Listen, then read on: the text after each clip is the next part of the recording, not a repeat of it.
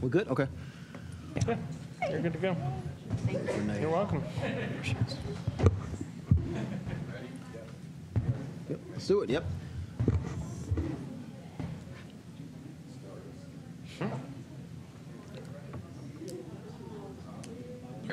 Music for this? I think they do play something.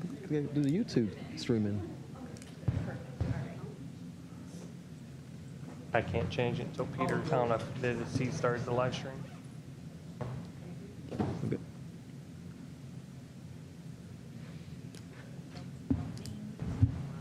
It's supposed to play. See where we on?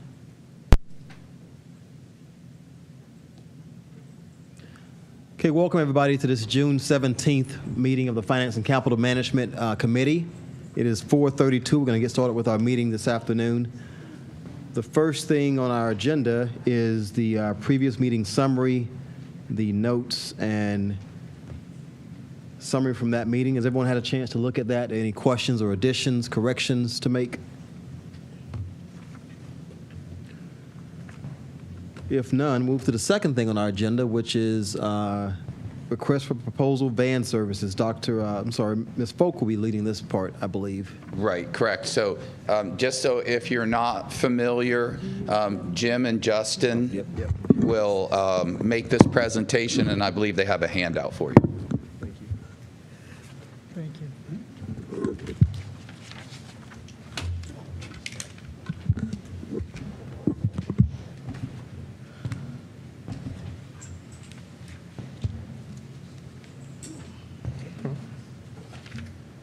All right, good evening.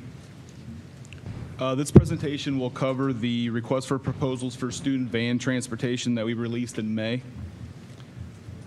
The agenda for tonight's presentation, transportation service entails much more than students riding a yellow bus. There are many state and federal requirements as to what type of service is required for eligible students. There are also many improvements to be gained, not just for transportation services, but for the accounts payable department by having one central, consistent vendor for van service. Some of these improvements are cost effectiveness and improving direct customer services for students and families. We will review the RFP process timeline to seek qualified vendor bid proposals pursuant to current board policy, and we reviewed vendor responses to determine the lowest, most responsive, responsible vendor bid. We followed the blueprint for excellence in Cornerstones 2, 3, and 4. Cornerstone 2, to support academic achievement by adhering to House Bill 410 attendance requirements that identifies transportation as a barrier. Cornerstone 3, highlight operational excellence. And Cornerstone 4, improve our two-way communication system between parents and assigned drivers to improve overall safety of daily transportation. Under Cornerstone 3, we will be able to service all students with one central, consistent vendor, similar to our existing bus contract with Peterman. We will also meet Ohio Revised Code requirements. And through this process, the lowest, most responsive, responsible bid not only offered a competitive rate, but offered comprehensive services and met the district's supplier diversity goal of being a woman-based enterprise.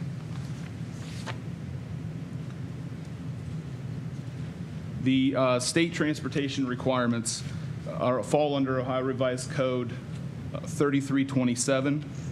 And in addition, the Ohio legislature passed House Bill 110, which sets standards for transportation to non-APS school sites, and House Bill 33, which created non-compliance law and brought about changes for which vehicle types are permissible for charters and non-public schools.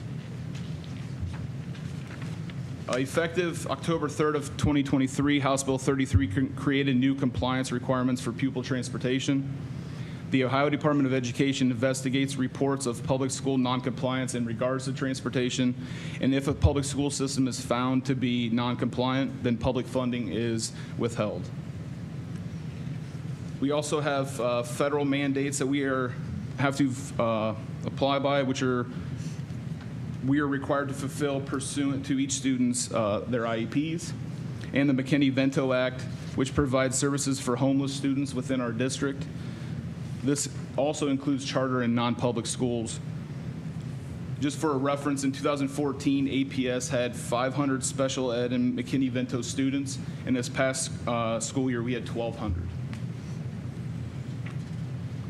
At this time, I'm going to turn it over to Jim Leonard to review the RFP process. So to begin the request for proposal process, we sat down and defined a scope of work, our requirements for the service, driver requirements, certifications, background checks, as well as vendor requirements to provide the service. We were also aware of a request for proposal that Cleveland Schools had issued earlier this year for the same service. So we obtained a copy of that and used that for reference as well as in composing the request for proposal. The timeline for the process began May 3rd with the release of the request for proposal, and it closed on May 23rd. We received 15 proposals, which is a very good number for a request for proposal for such a service. Of the 15 received, 7 were MBEs and 1 was WBE. So a total of 8, or 53% of the 15 proposals received, were a part of an MBE, WBE vendors.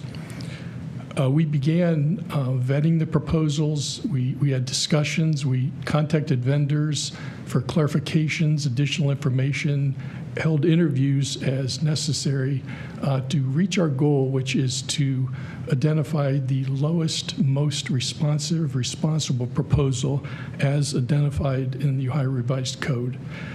That brings us to today, June 17th, that we are at this committee making this presentation with hopes of seeking board approval next week, the 24th. So our next steps really basically would involve pending board approval, sitting down with the chosen vendor, ironing out the details of the contract, getting signed contracts with the hopeful expected beginning date of service available on July 29th. We will also be working with the Special Ed, Project Rise, and Treasurer's Office departments to get the workflow established. Then we would be ensuring safety standards along with the vendor, that our safety protocols were met.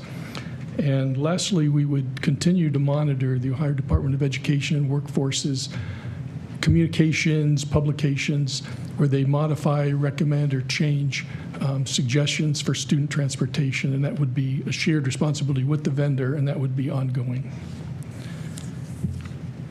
Any questions?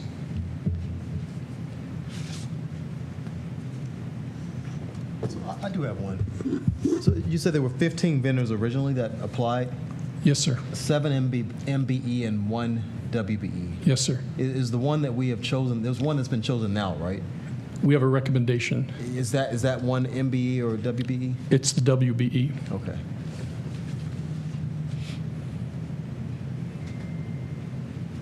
Would this be for next year? Yes, sir. Next school year. Okay. And do we have any sense of cost comparison between this school year and next, and what this proposal might come in at, or is that too premature? We do. I'll let Justin address that. Yeah, it should fall within the proposed transportation budget for van transport that we had already set for next school year. Perfect. Thank you. Any other questions? Thank you.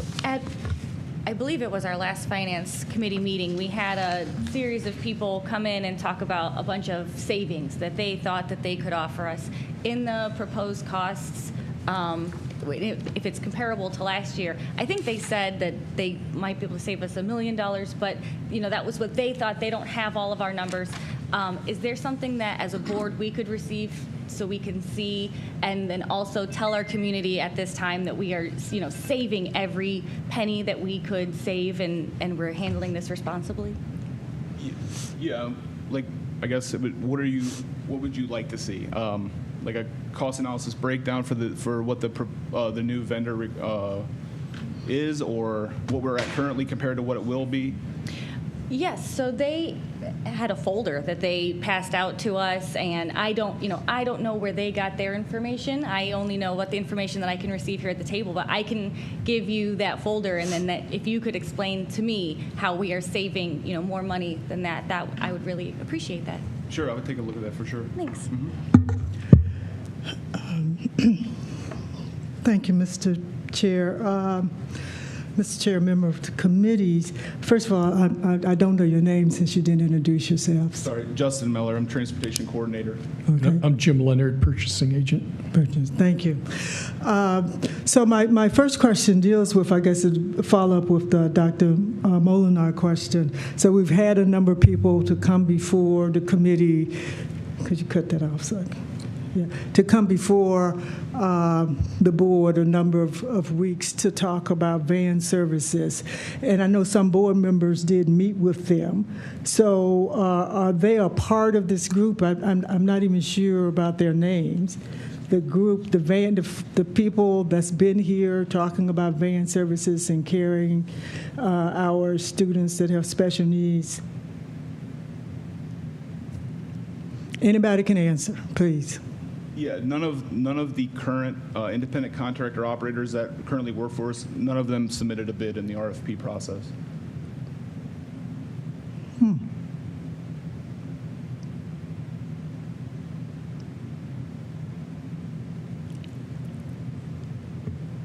Joe Moore?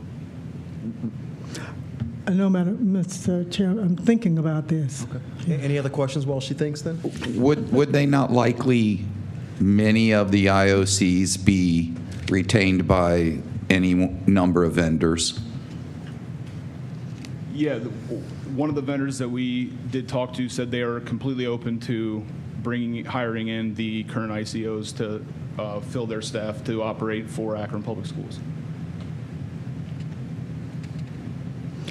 Okay, well, Mr. Chair, let me just ask the superintendent. Are you familiar with the people that I'm talking about that's been here at the meetings asking what's happening with the van contracts?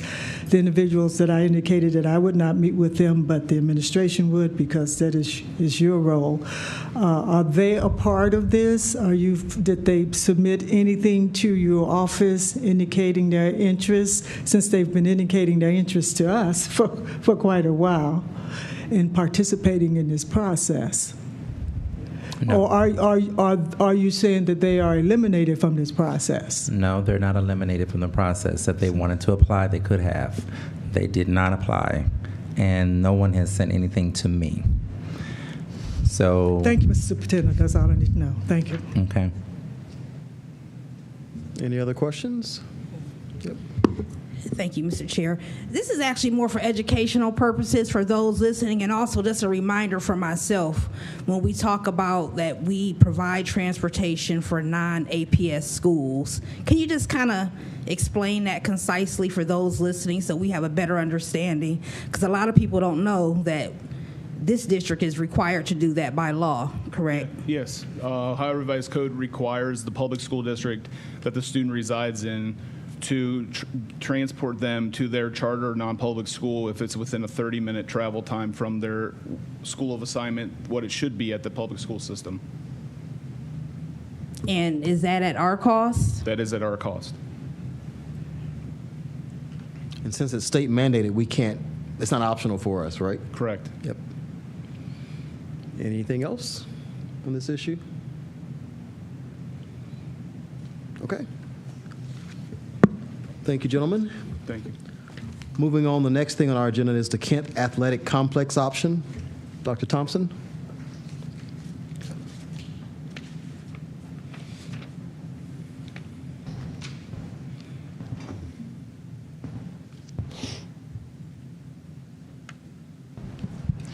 Joe Vesalotti will be presenting with me.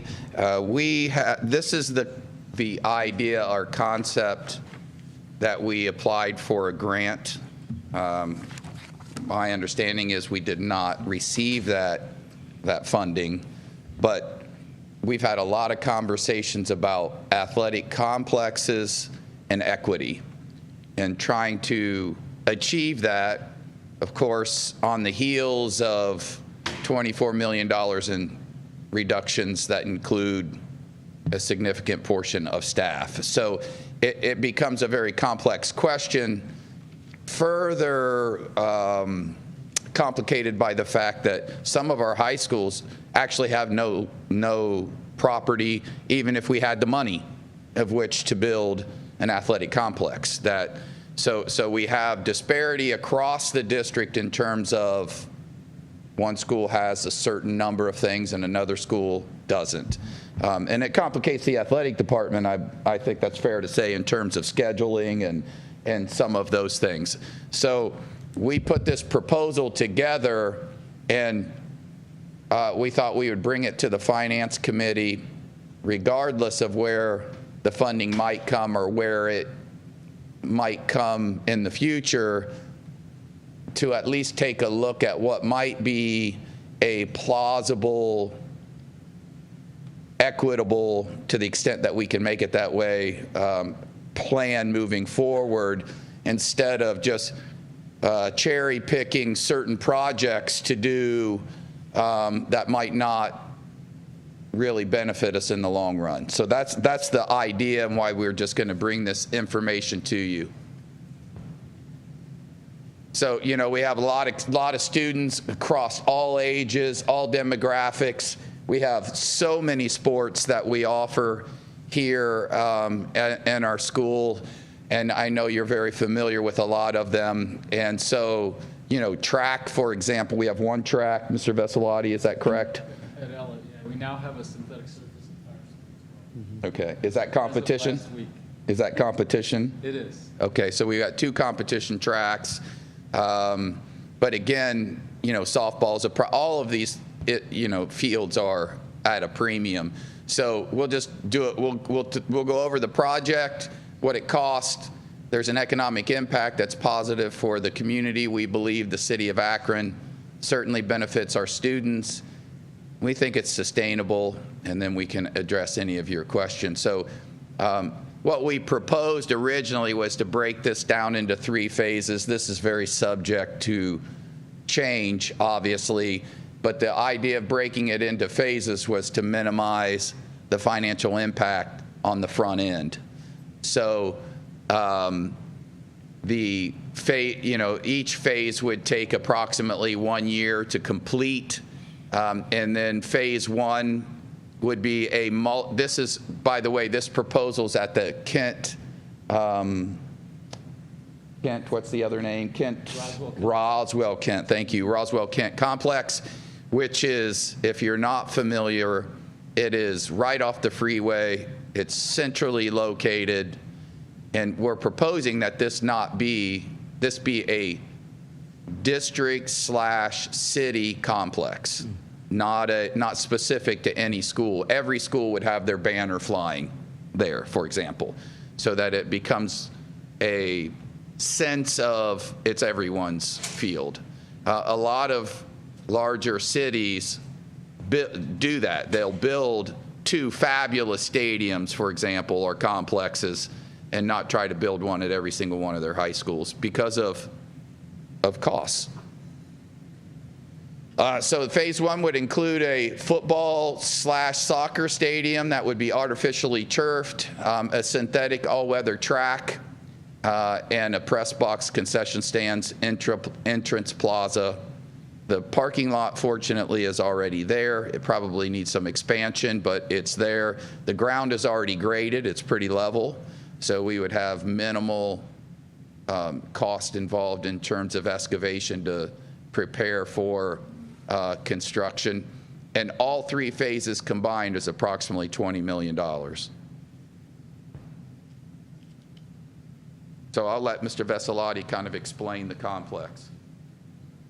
Thanks, Dr. Thompson. So as you can see, the complex, as mentioned, is on the Roswell Kent site, the former site of the middle school. Immediately to the north is Wilbeth, and then to the west is Route 8. Phase 1 of the project, which is approximately $7 million, correct? $7.5 million, would entail the stadium, which of course includes the turf field for football, soccer, the synthetic 8-lane track that can be used for competitions, bleacher seating, the entrance to the complex as well. So that, and lights, thank you. Locker rooms, that would be phase 1. And as Dr. Thompson mentioned, the multi-use aspect of this for the entire district and the city of Akron would be tremendous. Obviously, the schools in terms of proximity that are the closest are Garfield, and they have their challenges with outdoor athletic facilities just because they're landlocked there in that space on their campus, and East as well are the two closest. But like we're doing at Ellett right now with their turf stadium, and increasingly more so at Buchtel with their turf stadium now, it's used constantly, not only by those host schools, but also by other teams in the city, including our middle schools. So we look at this as potentially another site where that could happen. Of our 6 traditional high schools right now, 3 of them have stadiums. I mentioned Ellett and Buchtel, of course. Garfield Stadium in the Kenmore community is still there that we use with the grass field. And they get over there and practice occasionally. It's not convenient in terms of transportation, but they do use the full-length field there occasionally. But it's grass, so it's not multi-use per se. But this topic would offer multi-use possibilities for various sports. And that's only for phase 1, let alone the other phases, which would include a baseball field you see there immediately to the west, and the softball field up in the northeast corner, along with another practice field that could be used for soccer matches as well, and a throwing area for track for the throwers, for the shot put and discus throwers as well. And that 20 million, the reason that number is 20 million is because that includes all of those fields are synthetic. And that's really important because, you know, a typical football field / soccer field might, depending on the weather, might see 30, 40 competitions on it, and you start tearing it up. We can literally do hundreds and hundreds of events on synthetic turf and not, as you know, keep using it, where you can't do that on grass. Yeah, and that's the beauty of it. And the lifespan of the turf fields is approximately 10 years. So you have to think in terms of the future and the cost of replacing, which would be approximately 3/5 of the original cost of installation. I want to mention, too, just briefly, the economic impact, and we presented to the chamber, we mentioned this, that the busiest roads in terms of businesses, of course, are Arlington to the east and then Waterloo Road to the south in terms of foot traffic and people stopping in at restaurants and gas stations and so forth. And I won't belabor this piece, but I just wanted to show you that those numbers aren't pulled out of the sky. Those numbers are best estimate at this point. Obviously, the longer anything's delayed, the more it costs. But it gives us a solid ballpark of where we are. This is all estimated costs for phase 1. And then to just piggyback off what Joe just mentioned, you know, we expect to see over 700 events easily. I think that's conservative. 50,000 patrons would attend roughly those 700 events and increase visitation to the city. As Joe mentioned, help maintain or even begin or support local businesses around that area as well. It would create some additional jobs for us here at APS, and we would, of course, use local contractors, minority business owners to the extent that we possibly can. And if we didn't, Carla would be in my office every day asking me why, so it would be just a whole lot easier to do it right the first time, right, Carla? This is our breakdown of the track. You can see it breaks it down, the stadium, field, and track at $5.7 million, the rest at about $1.4 million, and that's your number. We've taken a look at, we did some research, and we know we're striving for equity for all of our student athletes. So we were brainstorming, that was the genesis of this idea. We also know we need to support youth sports. Varsity sports are heavily dependent on youth getting engaged and involved at a young age, just for the development of your own sport, not to mention all of the other benefits. And I'll let Mr. Vesalati kind of walk you through those. Yeah, sure. And first of all, we would definitely look to partner with the city on this if possible. In terms of using the facility, financially would be tremendous as well. But in terms of keeping kids busy and structured and in youth sports as they grow to middle school and high school age, this would be crucial. These statistics we found on a national site from 2023, as you can see, a lot of benefits to keeping kids busy and active in different athletic activities, including, most importantly, their health, but also academically, in terms of lower dropout rates, more engaged, more motivated to go to school and achieve, and eventually, by our eligibility standards, maintain eligibility for middle school and high school sports through their academics. Test scores increase, self-esteem, so forth. The long-term benefits to the youth in our city are tremendous.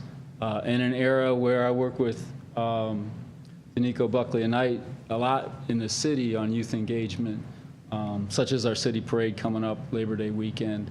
And this is the kind of thing we're talking about, is keeping kids busy in structured activities that are going to help them mentally and physically.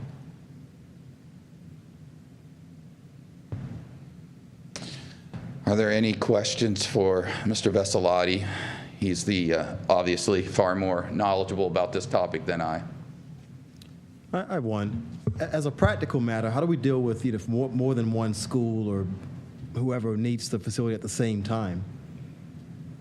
That's an excellent question. I can tell you what we do with Ellett and Buchtel right now. So the host school would have priority most of the time. Now, if there's a game scheduled with two outside schools, let's say there's a middle school game at Ellett and Innis is playing Jennings, well, then that game's going, and Ellett's got to adjust their practice schedule and so forth. So we'd have to look at this a little differently because it's not a campus. It's not a school campus per se. But we definitely look to schedule use equitably with our teams, and then like we do with our community learning centers right now, I think Ms. Folk can maybe vouch for this, we would look for a designated time when the city park and rec can take over and have access, say after 6 o'clock or wherever that might be. But it's a great question because we want it to be equitable in terms of all our teams being able to access these fields. And if all three phases go in, they're going to have a lot of fields from which to choose and to work, and different sports active as well. Very good question. Thank you. Any other question? Yep. So. Thank you, Mr. Chair. Actually, I have more of a comment than a question. I'm wondering if this is the appropriate time to talk about this particular facility, in that we are talking to our community about a number of items right now. And I don't want to confuse the community in feeling that as we talk about our levy, that this would be part of it. And so I'm wondering what a timing now. I can appreciate not waiting until the last minute. Mm-hmm. And I can appreciate you informing us that you are seeking funding with the possibility of doing something to this degree. And I also can appreciate that we've had some board members talk about what's happening from an athletic standpoint at a number of our high schools. But this is, as I think would be reasonable to say, is down the road a bit. You know, I think it is, but my recommendation would be to put together a comprehensive athletic facilities plan so that you can look at the plan, you know, a 10-year plan, and you know, it's a living, breathing document. Yes, it'll change. Yes, it'll move, but maintaining the facilities that we currently have with a plan saying this is what we're going to focus on and this is the order of business, and so it's there, it's board approved, and we know that we're committed to that. I think that makes it also a whole lot easier for us to go out and solicit some of our champions out there that might be interested in partnering with us if they see a plan that's comprehensive, covers all topics, and they have an understanding of what we're trying to achieve. So not trying to complicate things. I didn't think of that. That's a valid point. But we've been sitting on this, and we've had a lot of discussions about athletic facilities. And from the financial side, I just want to make sure that we know dollars are rare and dollars are hard to come by. And so how do we do this in a way that makes sense, that has clear direction, and will achieve a goal at the end versus maybe not, maybe not looking at it from a mile-high view. Mr. Chair, actually, I think that's the board has a responsibility to look at things from a mile-high review and prioritize issues. And so, again, I would just say that talking about this at this particular time, I think, is only going to confuse the issue for the public. And it is most important, I think, that we get all the information out that we can to the citizens in Akron, what it means for our levy to pass and what we will not be able to do in the event that the levy does not pass, and that this is not a part of that,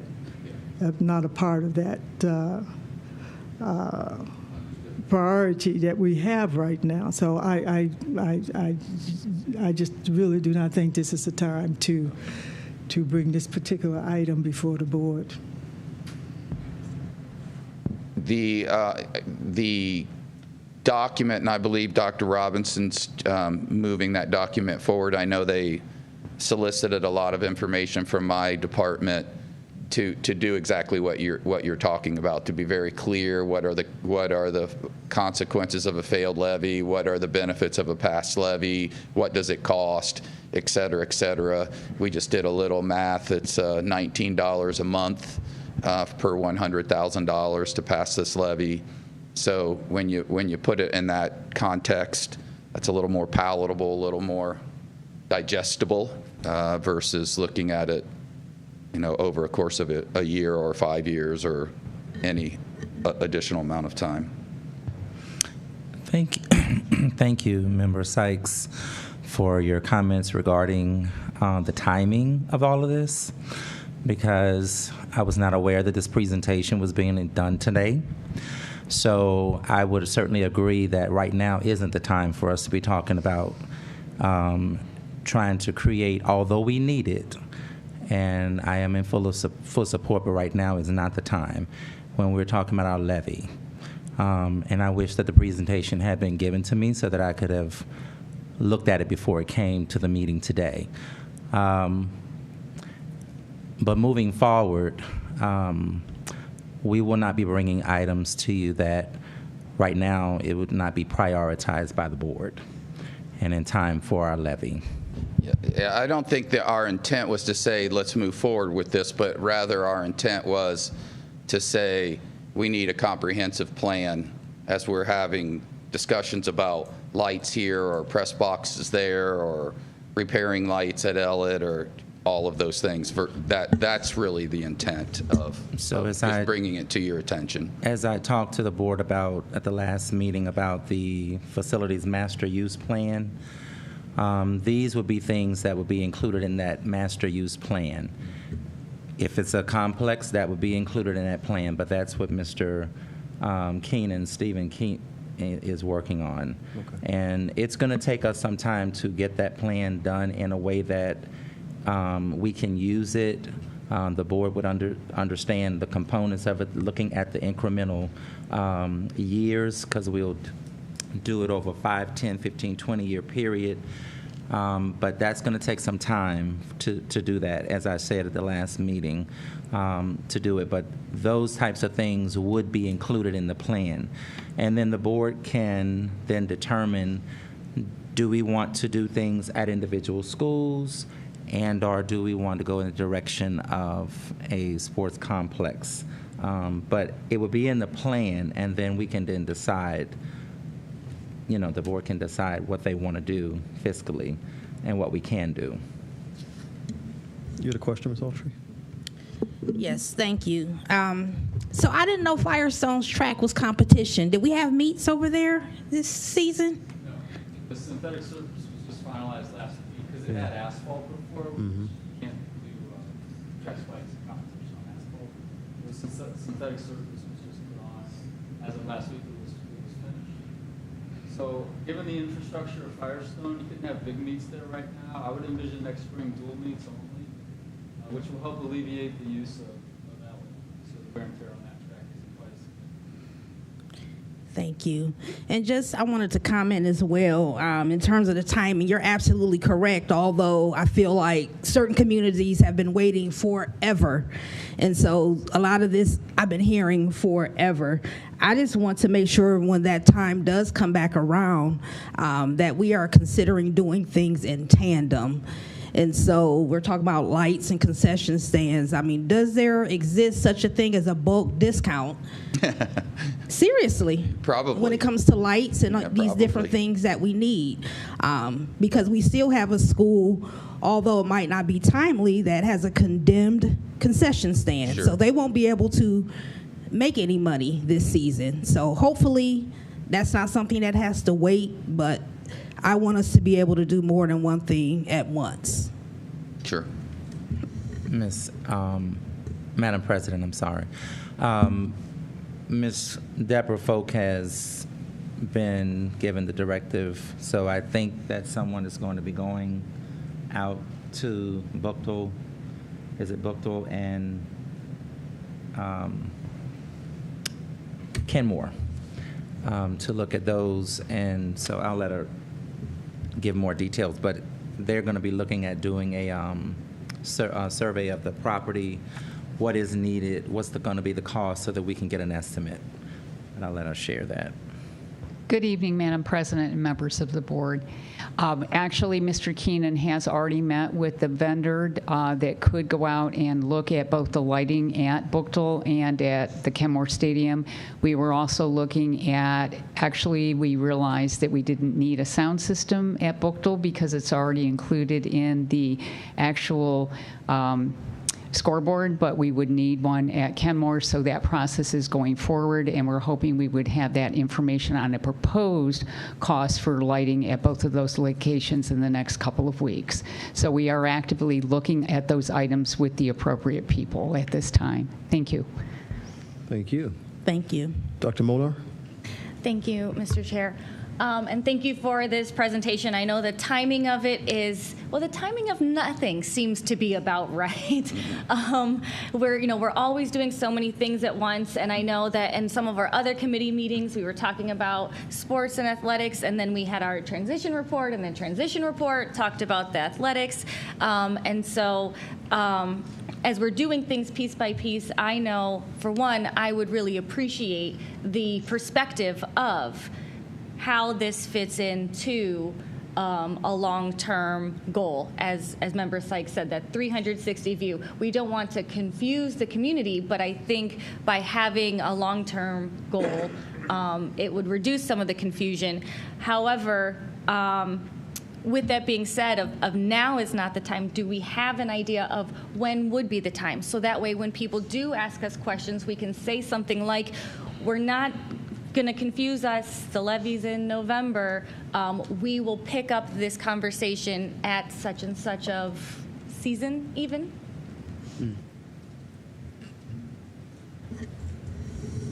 Dr. Molinaro, to your question, again, the having the document when that's, and I can tell you it's going to take a school year to get it completed, because you're looking at an entire district, you're looking at every building, you're looking at, and when I say every building, I'm talking about the facilities, the tracks, all of that.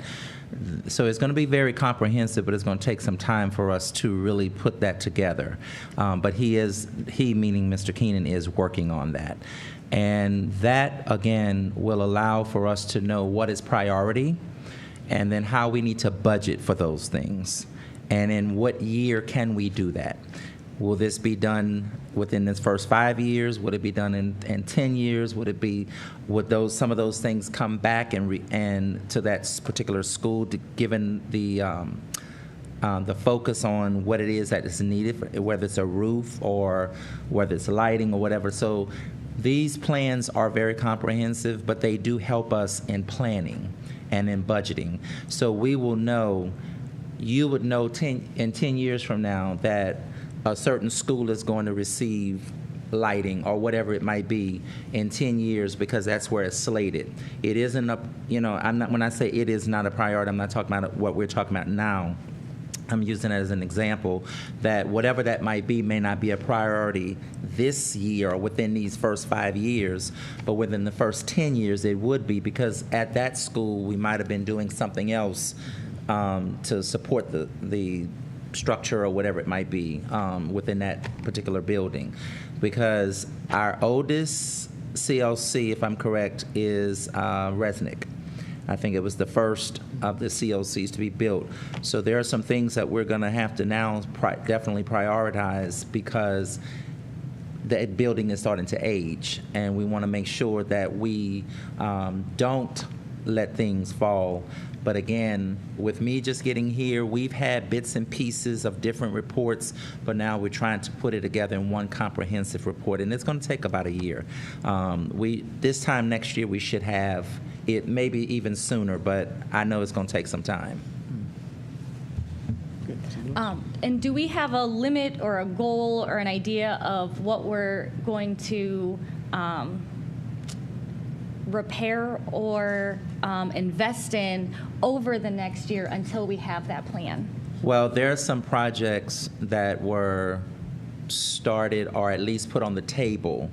In fact, I just had the meeting last week on some things that are at least 10 years old in terms of things that we needed to do.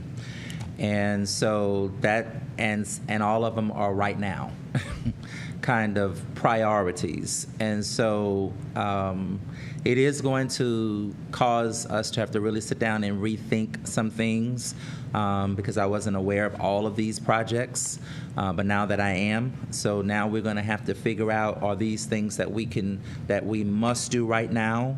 Can we plan and budget for it in a year or two or within 5 years, or is it something that we're going to have to do right now? So that's kind of where we are in terms of some of these projects that, of course, I was not aware of until now, that we're going to have to prioritize for, so that we don't have further repercussions of not fixing certain things.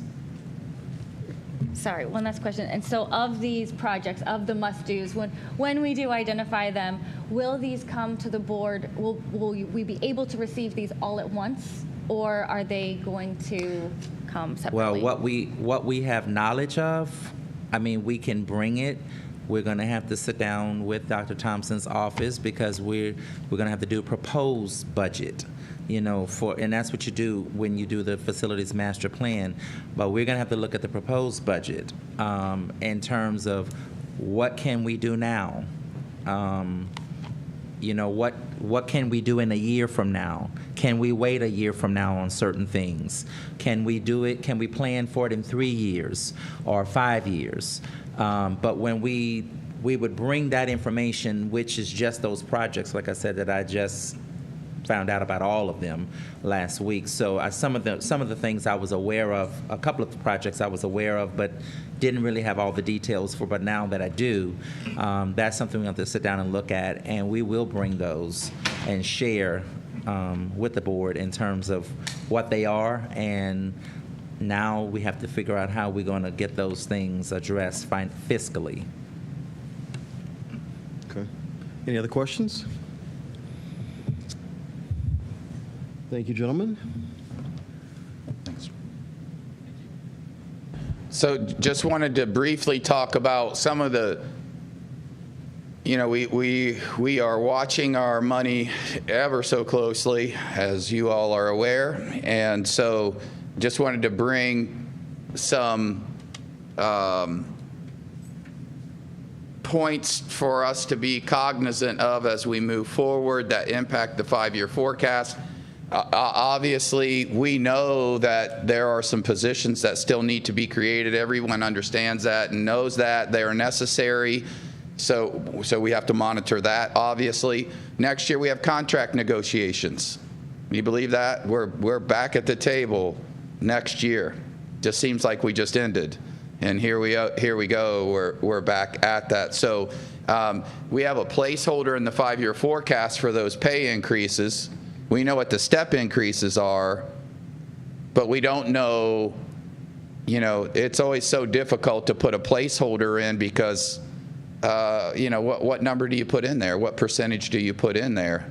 I don't like 0 because I'm pretty confident it won't be 0, but I really don't know what it will be. Our placeholder is 1.75%, just so you know. That's what it's in the 5-year forecast currently.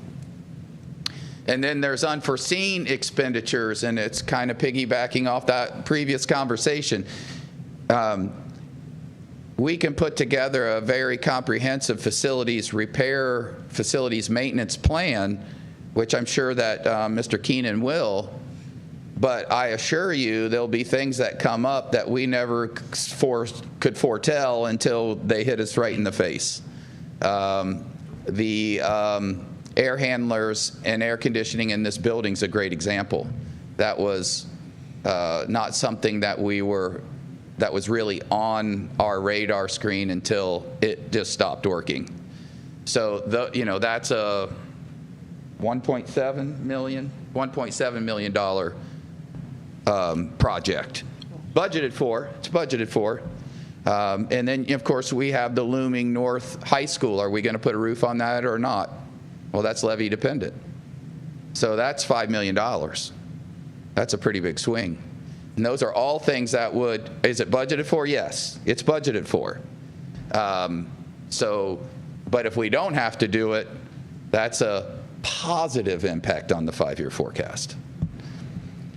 Special education needs. We all know that a severely disabled family or student could come our way and can be several $100,000 a year very, very quickly. And I would submit to you that we need to support those folks, not because it's law, and it is, but because it could happen to any one of us that have a child. Well, we're a bicycle accident away from that. So you just never know. Transportation changes, that could happen. We don't know. Legal expenditures. Difficult to estimate how much are we going to spend on legal fees next year with negotiations. I can look back at previous negotiation and look at what we spent, but I don't know if it'll go the same way, the same duration, et cetera, et cetera, et cetera. So those are things to keep in mind. Our health care increases have started to move higher. So we went on the higher end on our 5-year forecast. So hopefully we'll stay below that number and actually recoup a few dollars.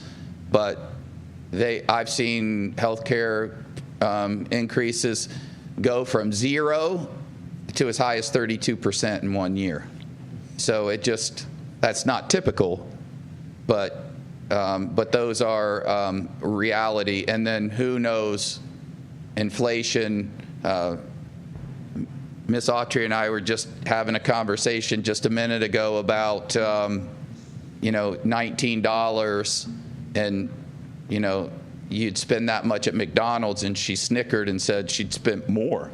And you're right. You're right. If you have a couple of kids and you go to McDonald's, it's $25 or more just to go to McDonald's. So, those inflationary costs hit our families and our community, but they also hit our school. What's fuel going to be? So all of those things are guesses. Past numbers help guide us, but they are estimates. So those are just all things I'd like you to keep in mind as we move forward on the 5-year forecast. And as it changes, I'll update it and keep you updated. Our next submission will be November, is our next submission of our 5-year forecast. I believe we were going to have a brief discussion about, just wanted to make sure that the legal services, which will come on your agenda next Monday, which is pretty imperative to pass. My understanding is we have, and Dr. Robinson can speak to this, but my understanding is that we have some litigation that's taking place, and we need those lawyers obviously under contract in order to represent us, and I know you're aware of that, but our list went from 8 to 7, so we just wanted to bring it to your attention. There's a question here, Ms. Sykes. Thank you, Chair Perry. I don't have a question, I have a comment. As you know, at the last board meeting, the question came up about our legal services and whether or not our legal services were prepared to come before this board and committee meetings and any other meetings that I guess this board would deem necessary. So therefore, I asked the legal department if they would amend the resolution and so that we could reintroduce it. And so if on the first line, you see annual legal services are necessary for the management, control, defense, and attendance of board meetings, special meetings, and or committee meetings upon the board or the administration request. So that was the addition that was added to the resolution so that if so deemed necessary by the president of this board and the members of this board deemed necessary to request an attorney to come before us to answer questions, that this resolution reflects that.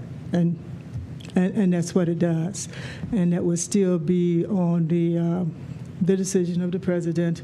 But I think before we enter into a understanding of agreement with the attorneys, that needs to be in writing someplace. In terms of when things come before the board, also, we produce a calendar that tells you when major things would be, especially things that happen yearly, like renewing lawyers' contracts, and that's done the same month every year. It could certainly be changed, but that is. You can look. I would encourage you to our board to take a look at that calendar, and that gives you the heads up when things are coming that are rote and done every year. And they can obviously be changed, but you'd work through Dr. Robinson to achieve that if that's your desire. Mr. Chair, I don't think that was an issue. That was not my concern. My concern was whether or not the law firms that we entered into contracts with understood that there may be a time that the board may request that those firms or individuals within those firms are able to come before the board to answer questions. Yeah, sure. Understood. Yeah. Understood. And then there's the first one is just a quick levy update. We are squared away in terms of everything sent to the finance office. Elise Schuff, I give her tons of kudos. She was so helpful in making phone calls, and she actually ran it down there. I didn't. She did. Yeah, she was great. So I thank her publicly. So we are all set. We're ready to go. Please remember, we don't write the language that appears on the ballot. That is written by the county, and we do not assign the number. You know, whether we're issue 1 or issue whatever. I don't know where we'll fall on that. But again, we have no control of that. But it's done. We're proceeding, moving forward, and then there is board member information for you to peruse at your leisure as well. And if there is anything you want me to add to that, please let Dr. Robinson or myself know, and we'll make sure we get it on there. Any questions? Anyone have any questions? Comment? Thank you, Mr. Chair. This is just more of a comment from my colleagues, just reminding you to be cognizant of that document that I shared, and I think it's been emailed several times from the Auditor of State regarding the guidelines and board members' participation in the levy. And although we cannot be out advocating for the levy, we absolutely can and should have a responsibility to share with our community why individually we voted to put it on the ballot. And that is well within the legal guidelines to do so. So I just wanted to share that and encourage you to get out here, because I know we've heard that our community wants to be better informed and engaged, and here is our opportunity. So I would just suggest carrying that document around with you. And so I know I've been out as well, just sharing information. And I start all of the conversations off with that particular information so that people are aware of that. Thank you. And that's a good point. I know one of our community members who was very concerned is actually here in attendance tonight. She called me yesterday and asked about the levy, and we were talking about that, and I told her there would be some presentation tonight on the levy, so I appreciate her coming and showing her support. But that's a good point. We have a responsibility to make sure the public is educated about the need for a levy and what it entails, for sure. Thanks for bringing that up. Mr. Chair, let me just say that I have read the auditor's opinion as to how board members are to conduct themselves as it relates to the levy, and I think that the easiest way to say it is not on my time and not on my money. That's what the auditor says, which basically means that if we are not being paid as board members, then we can advertise. We can go out and speak on behalf of the levy. We can promote the levy. That is my understanding. That is the opinion, as I see it, of the auditor's office. So I'm just wondering, Madam Chair, are you saying something different? Not on my time, not on my money. And the only time that Board of Education members are being paid is during a formal board meeting or a special board meeting. Do we have some legal opinion that says something differently, Madam Chair? Mr. Chair, Madam President. I'm not the chair, but I know you're not the chair, but you are the president, so I want to recognize you as that, Madam President. Right. Thank you so much. You're welcome. So I just keep having this just the facts in my head, and that's what I've been, to my understanding, so that we would have to present both sides if we are indeed out publicly speaking about it. So not just what would happen if it passes, what would happen if it does not pass as well. So my understanding is that just the facts are what we're able to share, and obviously as board members, we're advocates for the district. So ultimately, it's people's decision to make. I just want to make sure they're informed decisions. So I don't know if there's anything that I'm... So do we have a legal opinion anywhere? I'm sorry, Mr. Chair. Do we have a legal opinion anywhere?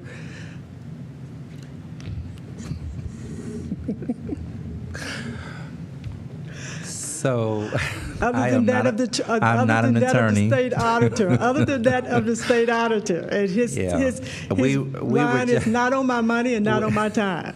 That's it. We were just given, actually through my BASA classes, my new superintendent's classes, they shared with us what we can and cannot do as superintendents and treasurers. Right. And then they also talked about the board members as well in terms of what they can and cannot do.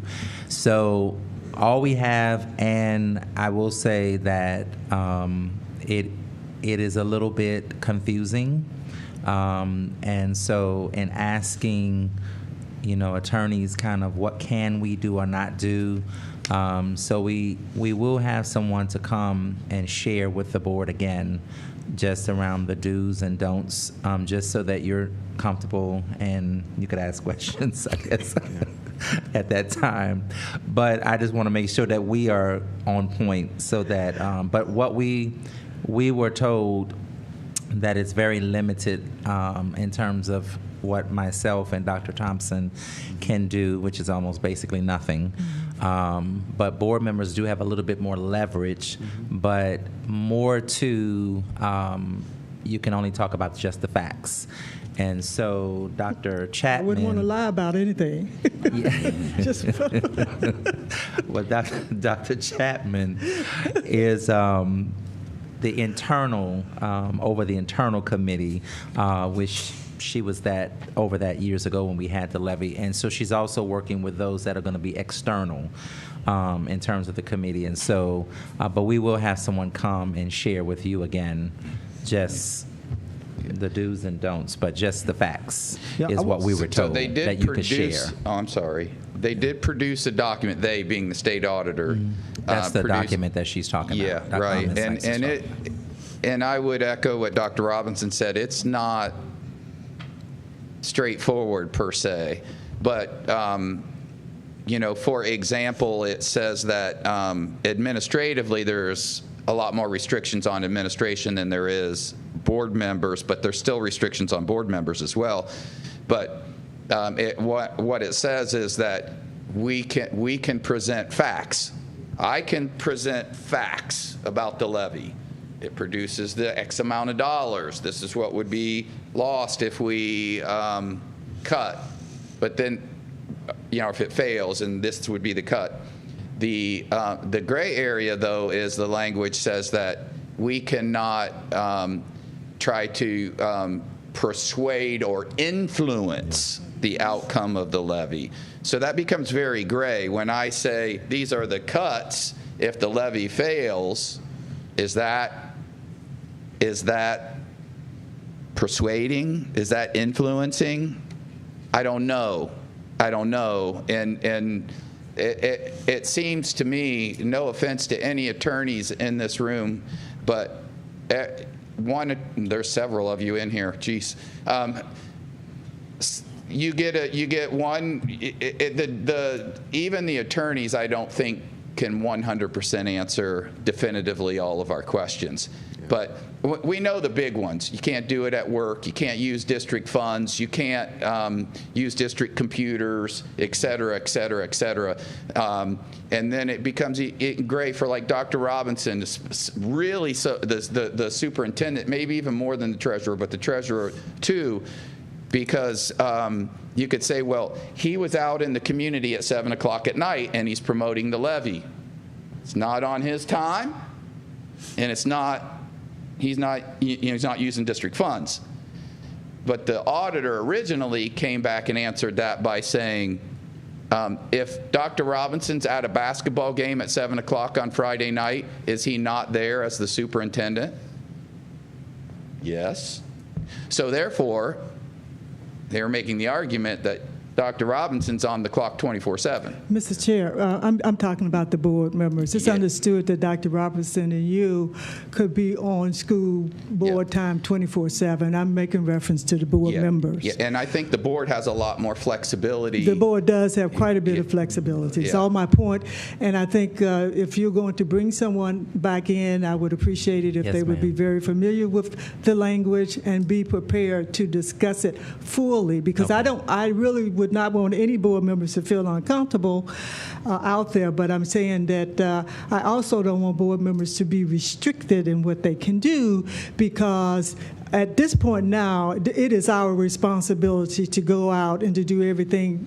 Wait a minute. It is my responsibility, I feel, to go out now and to do everything I can to try and make sure that this levy passed. So that's what I'm talking, levy, for board members, and in particular myself. And so I have read the language. Mm-hmm. I'm pretty familiar with state language, laws, legislation, and I think that my interpretation of it is that as long as I'm not being paid, I'm not on the time of the state of this school district, and I'm not being paid, then I have not given up my rights as a citizen. It says that in the language. It does say that. I have not given up my rights as a citizen to promote this levy. So if we could just get yes, ma'am.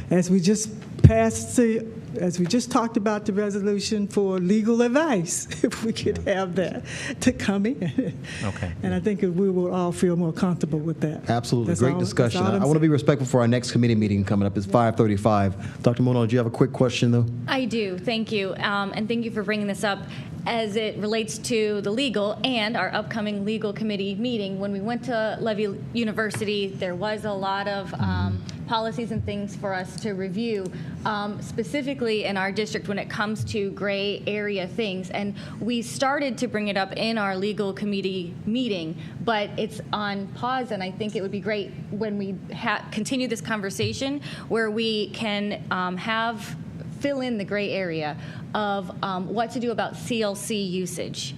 Because at what time of the day is this city? At what time of the day is this our building? When we have levy committees meeting, how and in what ways are they able to use CLCs in the evenings was a big question that came up, and that would be very, very helpful. And for community members that are wanting to start to get involved, has there been, this is a fact question, has there been or is there a place for community members to start being involved in committee issues? Is there somewhere on our website or something? We can't use our website. Is there somewhere they can go? Yes, ma'am, Dr. Moller. Dr. Chapman is our internal levy committee chair, but it's for the employees internal. But she is working with those that are going to serve on the external committee, and so there's an email address that they've come up with, and once, and I'm gonna let her talk because she's more experienced at it than me. There is an email address that has just been created on last Thursday, apslevyinfo@gmail.com. We are also looking for our volunteer. So if there are any members of the community who are tech savvy and interested in helping us to design websites, do social media posts, and those kinds of things, we are looking for those folks.